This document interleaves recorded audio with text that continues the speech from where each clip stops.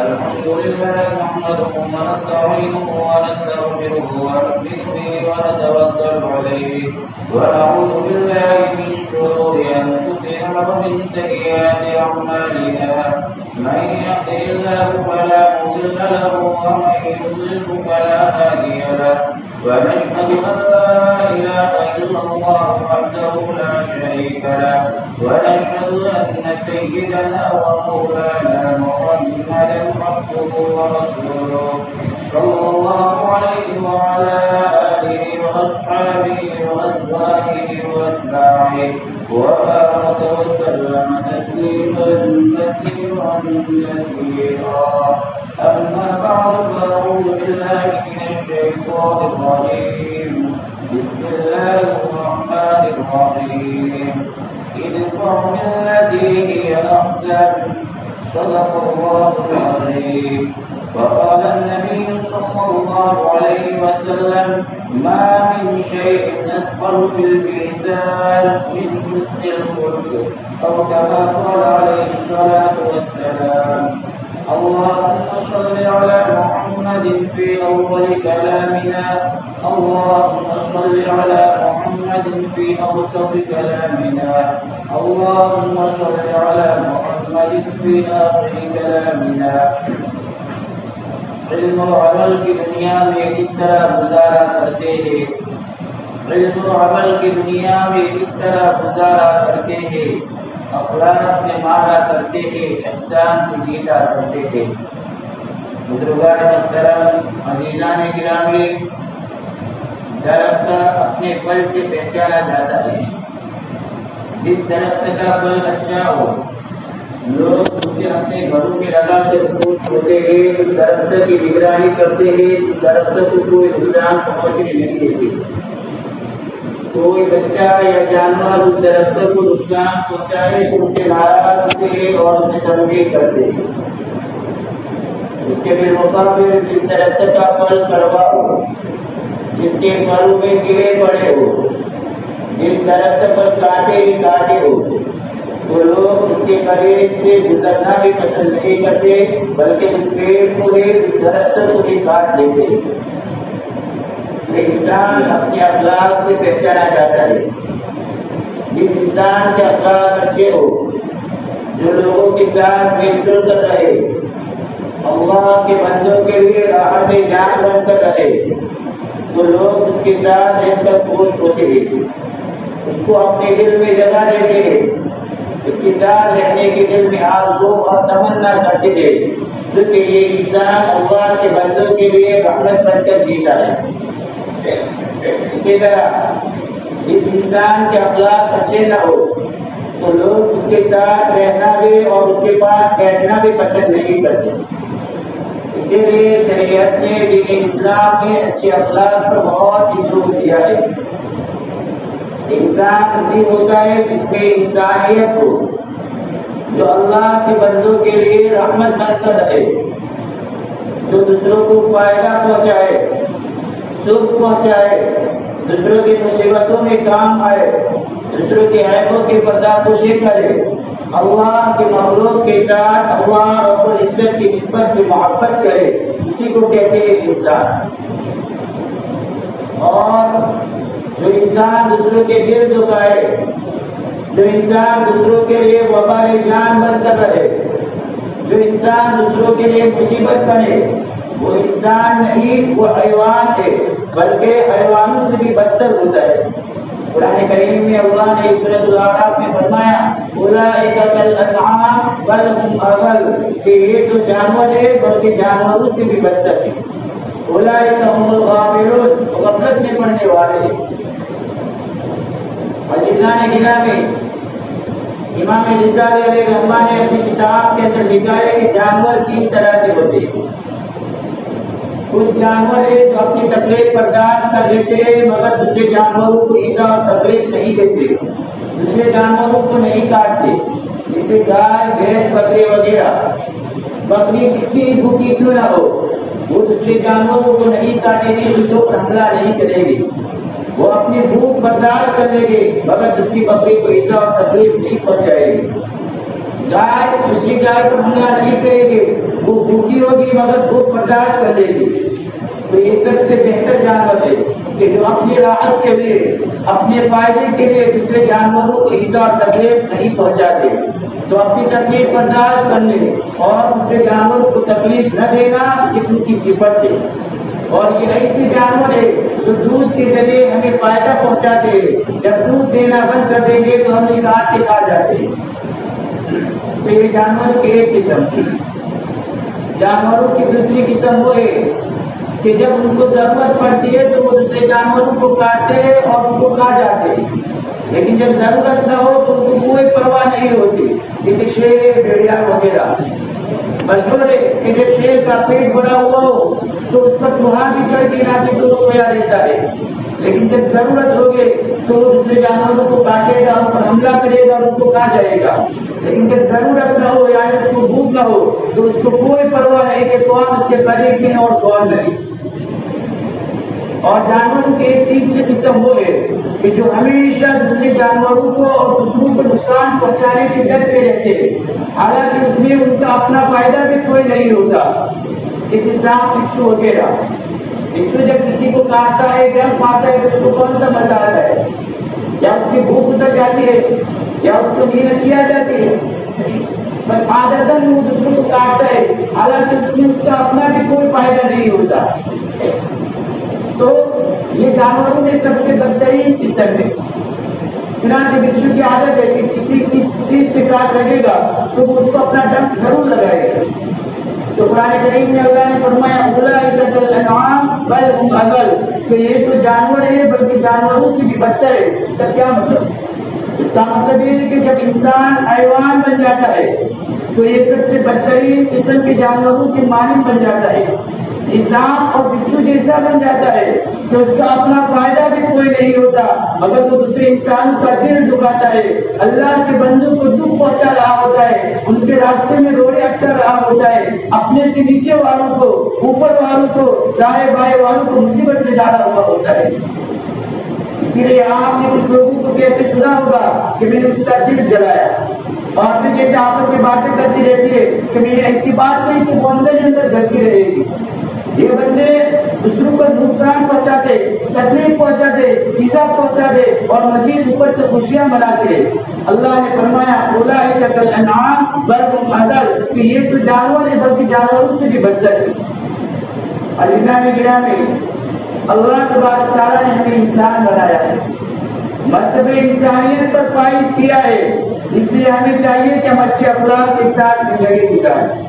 نبی پاک علیہ السلام کی طرف سے بھی ہمیں یہی پیغام ہے, یہی سبق ہے کہ ہم اچھے اخلاق کے ساتھ زندگی گزاریں, دوسروں کے لیے نفع رسانی کا کام کریں, دوسروں کا ہم فائدہ سوچیں. جتنا ہم دوسروں کا فائدہ سوچیں گے, بھلا سوچیں گے, اتنا ہی اللہ تبارک تعالیٰ ہم سے بھلا کرے گا. البتہ شریعت نے اچھے اخلاق کا ہمیں حکم دیا ہے اور اچھے اخلاق کی ہمیں تاکید کی ہے. قرآن کریم میں نبی پاک علیہ السلام کی شان میں یہ بتلائے وَإِنَّكَ لَعَلَىٰ خُلُقٍ عَظِيمٍ, کہ میرے محبوب آپ اخلاق کے سب سے اعلیٰ درجے پر فائز کیے گئے. اللہ تبارک تعالیٰ نے اپنے نبی پاک علیہ السلام کو اخلاق کے عظیم عطا کیے تھے. اخلاق کے 3 درجے, 3 قسمیں. نمبر 1 اخلاق حسنہ, اس کا دوسرا نام ہے اخلاق عالیہ. نمبر 2 اخلاق کریمانہ, اور نمبر 3 اخلاق عظیمہ. تھوڑی سی تفسیر اس کی سن لیجیے. اخلاق حسنہ, اللہ تبارک تعالیٰ نے سیدنا حضرت ابراہیم علیہ السلام کو حکم فرمایا یا خلیل احسن خلقکم ولو مع الکفار, اے میرے خلیل اپنے اخلاق کو اچھا بنا لیجیے اگرچہ کفار کے ساتھ کیوں نہ ہو. تو اچھے اخلاق کا ہونا اسے اخلاق حسنہ کہتے, اور اخلاق کے اس پہلے درجے کو جیسا کہ میں نے ابھی کہا اخلاق عالیہ بھی کہا جاتا ہے. اور اللہ تبارک تعالیٰ نے قوم یہود کو اس کا حکم دیا کہ وہ اپنے اندر اخلاق عالیہ اور اخلاق حسنہ پیدا کرے. اخلاق عالیہ کیا ہے؟ اخلاق حسنہ کسے کہا جاتا ہے؟ اخلاق حسنہ, اخلاق عالیہ کہتے ہیں کہ ہم زیادتی کسی کے ساتھ نہ کریں, ہم کسی کو تکلیف نہ پہنچائے. ہاں اگر کوئی شخص ہمارے ساتھ زیادتی کرتا ہے, ہمیں دکھ اور تکلیف پہنچاتا ہے اور ہم بدلہ لینا چاہتے تو اتنا ہی بدلہ لیں جتنے اس نے ہمارے ساتھ زیادتی کی ہے. جتنی اس نے ہمیں تکلیف پہنچائی ہے، جتنا اس نے ہمیں دکھ پہنچائے، ہم اتنا ہی بدلہ لے سکتے، اس سے زیادہ نہیں۔ اگر اس سے زیادہ لیں گے تو یہ ظلم ہو جائے گا۔ خلاصہ کہ ہم دوسروں کے ساتھ عدل کا سلوک کریں، برابری کا معاملہ کریں۔ تو اخلاق حسنہ یہ کہ ہم دوسروں کے ساتھ اچھا سلوک کریں۔ ہاں اگر کوئی ہمارے ساتھ برا سلوک کرتا ہے، ہمیں تکلیف پہنچاتا ہے، ہمیں ایذا پہنچاتا ہے اور ہم بدلہ لینا چاہتے ہیں تو اتنا ہی بدلہ لیں جتنا اس نے ہمارے ساتھ زیادتی کی ہے، جتنے ہم اس سے تکلیف پہنچائی۔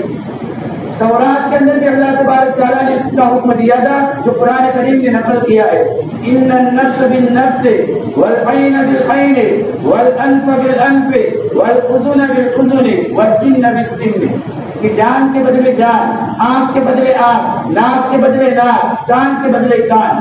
تو یہ تورات کا اصول تھا، اور اللہ تبارک تعالیٰ نے قوم یہود کو ان اخلاق کی تعلیم دی کہ تم اتنا ہی بدلہ لے سکتے ہو جتنی تمہارے ساتھ زیادتی ہوئی، اس سے زیادہ نہیں۔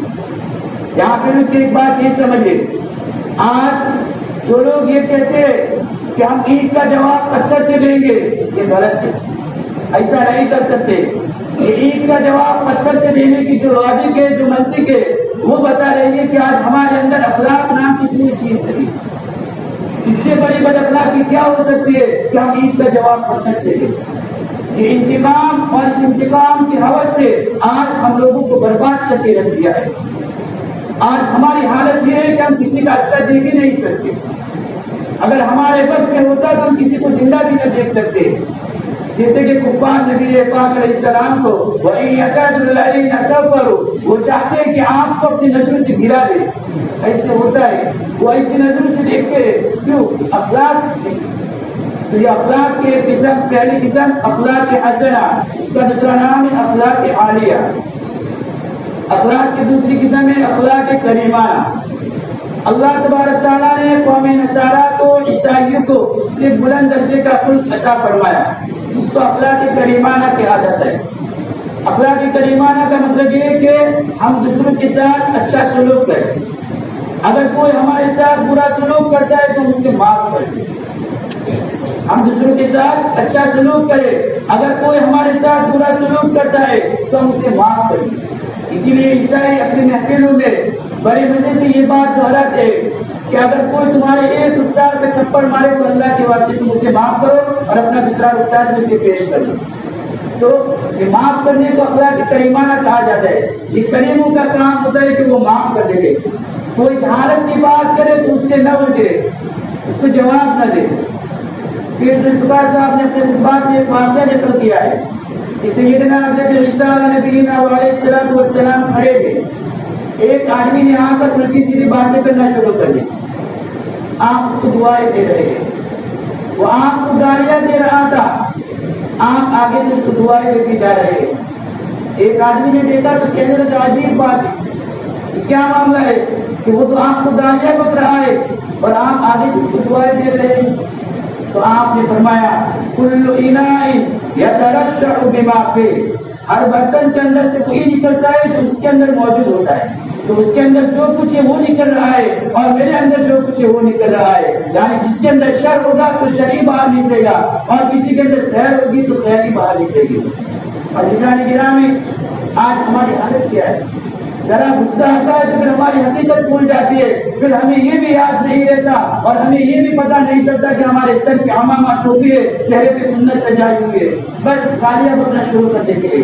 کبھی بیوی کو گالی بکتے ہیں تو کبھی بچوں کو گالی بکتے ہیں۔ ہم حیران ہیں کہ اس وضاحت کے ساتھ بھی ہمیں بات کرنے کی تمیز نہیں ہوتی۔ ویسے ہم بڑی دیندار بنے پھرتے ہیں، لوگوں کو دین کی طرف دعوت دے رہے ہوتے، لوگوں کو دین کی طرف بلا رہے ہوتے، ذکر کی مجلس کے بیٹھ کر لمبی لمبی تسبیحیں پڑھ رہے اور لمبے لمبے دانے گھما رہے ہوتے۔ عزیزان گرامی، کیا فائدہ اس کا؟ اصل چیز تو ہمیں یہ دیکھنا ہے کہ ہمارے اندر اخلاق ہے یا نہیں، ہم نے انسانیت بھی سیکھے ہے یا نہیں سیکھے۔ انسان بن کر جینا سیکھے، جب انسان بن کر ہم جینا سیکھیں گے تو اللہ کے ہمارا مرتبہ اور عزت بڑھے گی اور اللہ تبارک تعالیٰ دنیا اور آخرت میں ہمیں عزت سے عطا فرمائے گا۔ اور آپ بھی عرض کر رہا تھا کہ اللہ تبارک تعالیٰ نے دونوں اصول اور دونوں اخلاق اس دین شریعت دین محمدی میں قائم اور باقی رکھے۔ قوم یہود والے اخلاق عالیہ بھی اور قوم نصارہ والے اخلاق کریمانہ بھی۔ کیوں؟ اس لیے کہ یہ دین اسلام قیامت تک کے لیے دین ہے۔ نرم طبیعت کے لوگ معاف کرنے کو پسند کرتے تو وہ اس اصول پر عمل کرے، یعنی اخلاق کریمانہ کے مطابق۔ کچھ طبیعتوں میں دیدری اور بہادری ہوتی ہے، وہ کسی کی زیادتی اور تکلیف برداشت نہیں کر سکتے، تو شریعت نے کہا کہ اگر تم بدلہ لینا چاہتے ہو تو اتنا ہی بدلہ لو جتنی تمہارے ساتھ زیادتی ہوئے، اس سے زیادہ نہیں۔ تو یہ شریعت کا حسن ہے۔ دیکھیے شریعت کا حسن کہ اگر دلیر اور بہادر بندے کو یہ کہا جاتا کہ بھائی معاف کر دو، تو وہ کہتا ہے اسلام کو ساتھ سلام جو ہمیں بزدلی سکھاتا ہے۔ اگر نرم طبیعت والے بندے کو کہا جاتا کہ بھائی اس نے تمہارے ساتھ زیادتی کے، اب لازمی کہ تم اس سے بدلا لو، جاؤ تھپڑ لگا کے آؤ، تو وہ کہتا ہے اسلام کو ساتھ سلام جو ہمیں جھگڑے سکھاتا ہے۔ تو یہ شریعت کا حسن ہے، کیونکہ یہ عالمی دین تھا، قیامت تک کے لیے دین تھا، اس لیے اللہ تبارک تعالیٰ نے دونوں اصول، دونوں اخلاق، یہود والے اخلاق بھی اور نصارہ والے اخلاق، یعنی اخلاق عالیہ اور اخلاق کریمہ اس شریعت کے اندر اور اس دین میں باقی رکھے۔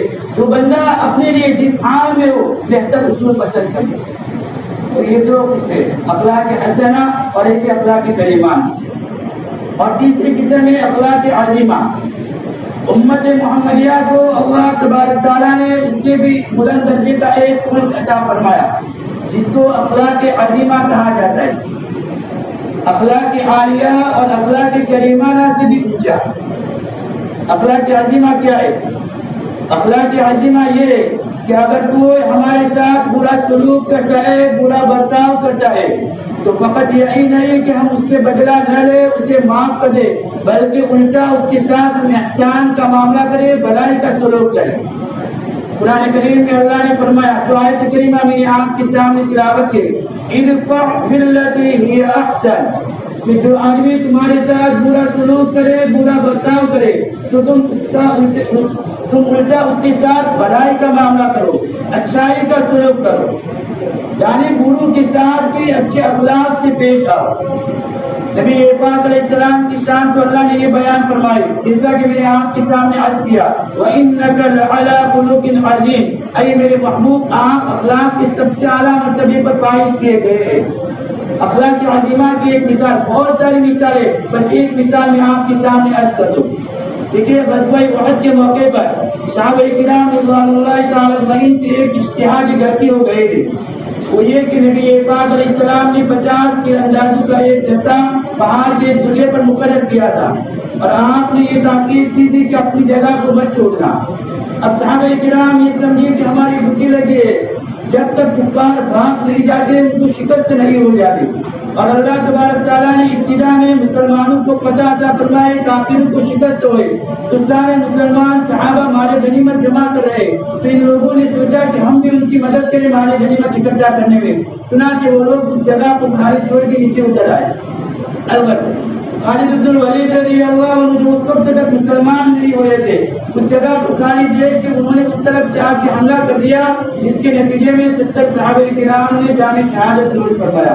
اس پر نبی پاک علیہ السلام کی طبیعت بڑی رنجیدہ ہوئی۔ سیدنا حضرت حمزہ رضی اللہ عنہ کی شہادت کا بڑا رنج تھا، طبیعت بڑی غمزدہ تھی۔ اس غمزدہ طبیعت میں اللہ تبارک تعالیٰ نے آپ کو حکم فرمایا، کیا حکم دیا؟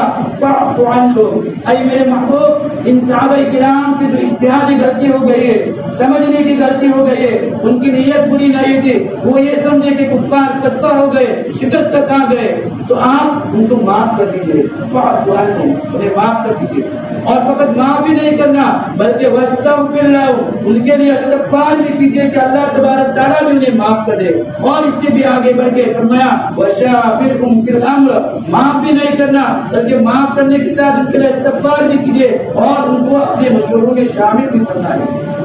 یہ اخلاق عظیمہ۔ عزیزان گرامی، اللہ تبارک تعالیٰ نے عام مومنین کو بھی اس کی تعلیم دی ہے، لیکن اگر اللہ تبارک تعالیٰ حکم دیتے تو یہ اخلاق ہمارے اوپر فرض ہو جاتے، اسی لیے اللہ تبارک تعالیٰ نے یہ فرمایا کہ ہم پسند کرتے ہیں ایسے بندوں کو، ایسے ایمان والوں کو جن کے اندر یہ اوصاف ہو، یہ خوبیاں ہو، یہ صفات ہو۔ کون سے اوصاف؟ والکاظمین الغیظ، غصے کو پی جانے والے ہو، والعافین عن الناس، اللہ کے بندوں کو معاف کرنے والے ہو، واللہ یحب المحسنین، اور اللہ تبارک تعالیٰ نیکوکاروں سے محبت فرماتے ہیں، نیکوکاروں کو پسند فرماتے ہیں۔ یعنی معاف بھی کرنا ہے، غصے کو بھی پینا ہے، اور مزید ان کے ساتھ احسان کا برتاؤ بھی کرنا ہے، بھلائی کا سلوک بھی کرنا ہے۔ 3 قدم ہم اٹھائیں گے تو پھر اللہ تبارک تعالیٰ راضی ہو جائیں گے۔ واقعہ کتابوں کے اندر لکھا ہوا ہے، سیدنا حضرت حسین رضی اللہ عنہ ایک مرتبہ مہمان کے ساتھ بیٹھے ہوئے تھے، باندی کو حکم دیا کہ مہمان کے لیے کچھ لے کے آؤ۔ اب گھر میں صرف شوربہ تھا، اس باندی نے شوربہ گرم کیا اور پیالے میں لے کر آ رہے تھے، دیکھ نہیں رہے تھے اللہ کی بندی اور قدم اٹھا رہے تھے۔ جیسے دروازے میں داخل ہونے لگی تو پاؤں اٹکا تو وہ پیالہ جس کے اندر سوپ بھرا ہوا تھا گرم گرم وہ گر گیا، اور سیدنا حضرت حسین رضی اللہ عنہ کی گرم گرم سوپ کے چھینٹے گرے۔ اب سوپ گرم گرم جب جسموں پر گرتا ہے تو کیا ہوتا ہے، کتنا غصہ آتا ہے۔ تو سیدنا حضرت حسین رضی اللہ عنہ کے چہرے پر غصے کے آثار ظاہر ہونے لگے، لیکن آخر وہ باندی بھی اسی گھر کی تربیت یافتہ تھی، وہ ان کے اخلاق عظیمہ کو جانتی تھی۔ فوراً جیسے اس نے غصے کے آثار چہرے پہ دیکھے تو فوراً اس نے پڑھا والکاظمین الغیظ، اللہ کے نیک بندے تو وہ ہے جو غصے کو کنٹرول کر لیتے ہیں، غصے کو پی جاتے ہیں۔ تو فوراً حضرت حسین رضی اللہ عنہ نے اپنے غصے پر کنٹرول کر لیا، غصے کو قابو کر لیا۔ جب اس باندی نے دیکھا کہ غصہ ختم ہو گیا، ختم ہو گیا، تو پھر اس نے کہا والعافین عن الناس، اللہ کے نیک بندے ہوئے جو غلطیوں کو معاف کر دیں گے۔ حضرت حسین رضی اللہ عنہ نے مسکرا کر فرمایا چل میں نے تجھے معاف کر دیا۔ جب اس نے دیکھا کہ میری غلطی بھی معاف ہو گئی، ان کا غصہ بھی ختم ہو گیا، تو اس نے کہا واللہ یحب المحسنین، اللہ تعالیٰ نیک کام کرنے والوں کو پسند فرما دے۔ حضرت حسین رضی اللہ عنہ نے کہا میں نے تجھے اللہ کے راستے کا آزاد کر دیا۔ عزیزان گرامی، فقط معاف بھی نہیں کرنا بلکہ الٹا ہمیں ان کے ساتھ احسان کا معاملہ کرنا ہے۔ ہمیں تو یہ حکم ہے کہ جو آدمی ہمارے ساتھ جتنا زیادہ برا سلوک کرے، جتنا زیادہ برا برتاؤ کرے، ہم اس کے ساتھ اتنا ہی اچھا سلوک کریں۔ حدیث پاک میں آتا ہے اللہ کے نبی نے فرمایا شل من قطعت، تم جوڑیے، رشتے داری جوڑیے، تعلقات جوڑیے ان لوگوں کے ساتھ جو تمہارے ساتھ رشتے داری جوڑے، تعلقات کو ختم کریں۔ واعف عمن ظلمک، معاف کر دیجئے، درگزر کر دیجئے ان کو جو تمہارے ساتھ زیادتی کرے۔ واحسن الی من اساء الیک، اور تم اچھا سلوک کیجئے، اچھا برتاؤ کیجئے ان لوگوں کے ساتھ جو تمہارے ساتھ برا سلوک کرے، برا برتاؤ کرے۔ ارے اچھوں کے ساتھ تو ہر کوئی اچھا سلوک کرتا ہے، اچھوں کے ساتھ تو ہر کوئی اچھا سلوک کرتا ہے، مزہ تو تب ہے کہ بروں کے ساتھ اچھا سلوک کیا ہے۔ نشہ پلا کے گرانا تو سب کو آتا ہے، نشہ پلا کے گرانا تو سب کو آتا ہے، مزہ تو تب ہے کہ گرتوں کو تھام لے سکتے۔ عزیزان گرامی، آج اگر ہم اپنی زندگی کا جائزہ لیں، ہم اپنے غریبان میں دیکھیں کہ ہم کن اخلاق کے ساتھ زندگی گزار رہے ہیں، تو ہمیں پتہ چلے گا کہ ہمیں اخلاق کے 3 درجوں میں سے، 3 قسموں میں سے ایک درجہ بھی ایک قسم بھی حاصل نہیں۔ سب سے اعلیٰ درجہ جو اخلاق عظیمہ ہے وہ حاصل ہونا تو بہت دور کی بات ہے، جو سب سے چھوٹا درجہ ہے وہ بھی ہمیں حاصل نہیں۔ کیوں؟ اس لیے کہ ہم تو ہر ایک کو یہی کہتے ہیں عید کا جواب پتھر سے دیں، اور یہ بات تو کسی درجے میں بھی نہیں۔ آج ہم چھوٹی چھوٹی باتوں پر انتقام کے عادی بن گئے، دل کے اندر کینہ رکھ لیتے ہیں، ہمارا سینہ کینے سے بھرا ہوا ہے، اور ہم سوچتے ہیں کہ عبادت کے اندر لذت نہیں آتی، تہجد کے ہمیں توفیق نہیں ہوتے، دعا کے ہمیں توفیق نہیں ہوتے، ہمیں سکون نہیں ملتا۔ جب دل کے اندر کینہ بھرا ہو تو سکون کہاں سے ملے گا؟ عزیزان گرامی، بس آخری بات میں آپ سے عرض کر دوں کہ اگر ہم اپنی زندگی کو سنوارنا چاہتے، اپنی زندگی کو بہتر بنانا چاہتے، تو ہمیں اپنے اندر اچھے اخلاق پیدا کرنے کی ضرورت ہے۔ جب تک ہم اپنے اندر اچھے اخلاق پیدا نہیں کریں گے، اللہ کی ہماری کوئی قیمت نہیں ہوگی۔ جس انسان کے اخلاق اچھے ہوں گے، اللہ کے یہاں وہ انسان قیمتی ہوگا، اور اللہ کے نزدیک وہ قیمتی انسان ہوگا۔ جس طرح درخت کی قیمت اس کے پھل کے حساب سے ہوتی ہے، اسی طرح انسان کی قیمت اس کے اخلاق کے حساب سے ہوتی ہے۔ نبی پاک علیہ السلام نے حدیث پاک میں فرمایا اکمل المؤمنین ایمانا احسنهم خلقا، کہ مومنین میں کامل مومن ہوئے جس کے اخلاق سب سے زیادہ اچھے ہوں۔ جسے حدیث میں آپ نے فرمایا کہ ایمان لانے کے بعد ایمان والے کو جو سب سے قیمتی نعمت اللہ کی طرف سے دی جاتی ہے وہ ہے اچھا اخلاق۔ ایک حدیث میں آپ نے فرمایا، جو حدیث مبارکہ میں نے آپ کے سامنے تلاوت کی، ابو داؤد شریف کی روایت تھی کہ کل قیامت کے میدان میں میزان عمل میں چیزوں کا وزن کیا جائے گا، اعمال کا وزن کیا جائے گا، تو میزان عمل میں کوئی چیز اس کے اخلاق سے زیادہ وزنی نہیں ہوگی۔ اس سے آج ضرورت ہے کہ ہم اس کے اخلاق کو مضبوطی سے پکڑ لیں، اعتقادات میں، عبادات میں، معاملات میں، معاشرت میں، غرض کے دینی اور دنیاوی ہر چیزوں میں ہم اس کے اخلاق کا مظاہرہ کریں۔ آگے کی بات میں آپ کو یہ بھی بتا دو کہ حسن اخلاق سے بڑھ کر، اچھے اخلاق سے بڑھ کر کوئی عبادت نہیں۔ اسی لیے تو ترمذی شریف میں آپ نے فرمایا کہ ایک آدمی اپنے اچھے اخلاق کے ذریعے ہمیشہ رات کو نماز پڑھنے والے اور ہمیشہ دین کو روزہ رکھنے والے کا درجہ پا لیتا ہے۔ یہ اس کے اخلاق کی اہمیت ہے، بلکہ اس کے اخلاق کے ساتھ تو دنیا اور آخرت کی بھلائی وابستہ ہے۔ دنیا کی بھلائی تو یہ کہ جب آدمی اچھے اخلاق سے پیش آتا ہے تو سارے لوگ اس سے محبت کرتے ہیں، اور آخرت کی بھلائی یہ ہے کہ اللہ کے یہاں وہ اجر کا مستحق ہوتا ہے۔ اس کے برخلاف انسان کتنا ہی اعمال صالحہ کرتا رہے، نیک اعمال کا ذخیرہ کرتا رہے، لیکن اگر وہ بد اخلاق ہے، بد میزان ہے، تو یہ سارے اعمال ضائع اور برباد ہو جائیں گے، غارت ہو جائیں گے۔ حدیث پاک میں واقعہ آتا ہے، بس اس واقعے کو نقل کر کے میں اپنی بات ختم کرتا ہوں۔ نبی پاک علیہ السلام کے سامنے ایک عورت کا تذکرہ کیا گیا کہ وہ عورت نماز بہت پڑھتی ہے، نفلی نمازیں، صدقہ خیرات بہت کرتی ہے، نفلی روزہ بہت رکھتی ہے، لیکن وہ بد اخلاق ہے، اپنی پڑوسی سے بدزبانی کرتی ہے، زبان